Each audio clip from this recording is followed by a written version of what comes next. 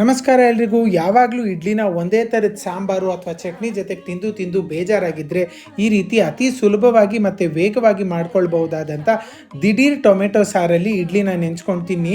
ಸ್ವಲ್ಪ ಹುಳಿಯಾಗಿ ಸಖತ್ತಾಗಿರುತ್ತೆ. ಬನ್ನಿ ಹೇಗೆ ಮಾಡೋದು ಅಂತ ನೋಡ್ಕೊಂಬರೋಣ. ಮೊದಲಿಗೆ ಒಂದು ಪಾತ್ರೆಯಲ್ಲಿ 2 ಚಮಚ ಆಗೋಷ್ಟು ಎಣ್ಣೆ ಹಾಕ್ಕೊಳ್ಳಿ. ಎಣ್ಣೆ ಕಾದ ನಂತರ ಸಾಸಿವೆ ಹಾಕ್ಕೊಳ್ಳಿ. ಸಾಸಿವೆ ಚಟಪಟ ಅಂತ ಸಿಡಿದಾದ್ಮೇಲೆ ಅದಕ್ಕೆ ಒಂದು ಒಣಮೆಣಸಿನ್ಕಾಯಿ ಮುರಿದುಬಿಟ್ಟು ಹಾಕ್ಕೊಳ್ಳಿ. ಅದಾದ ನಂತರ ಒಂದು ಕಡ್ಡಿ ಕರಿಬೇವು, ಅದಾದಮೇಲೆ ಸಣ್ಣದಾಗಿ ಹೆಚ್ಚಿಟ್ಕೊಂಡಿರುವಂಥ ಒಂದು ಈರುಳ್ಳಿನ ಹಾಕಿ ಚೆನ್ನಾಗಿ ಬಾಡಿಸಿ ತಟ್ಟೆ ಮುಚ್ಚಿ ಒಂದು 3ರಿಂದ 4 ನಿಮಿಷ ಅದನ್ನು ಬೇಯಕ್ಕೆ ಬಿಟ್ಬಿಡಿ.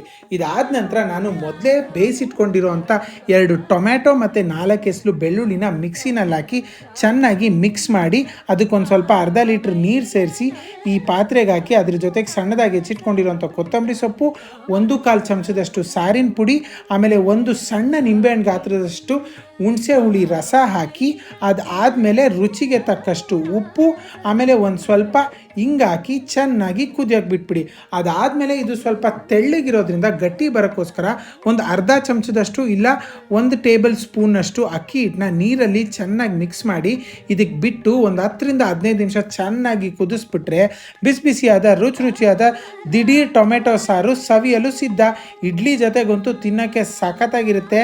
ನೀವು ಮಾಡಿಕೊಂಡು ತಿನ್ಕೊಂಡು ಕಮೆಂಟ್ ಸೆಕ್ಷನಲ್ಲಿ ಹೆಂಗಿತ್ತು ಅಂತ ನನಗೆ ತಿಳಿಸಿ. ಧನ್ಯವಾದಗಳು. Thank you.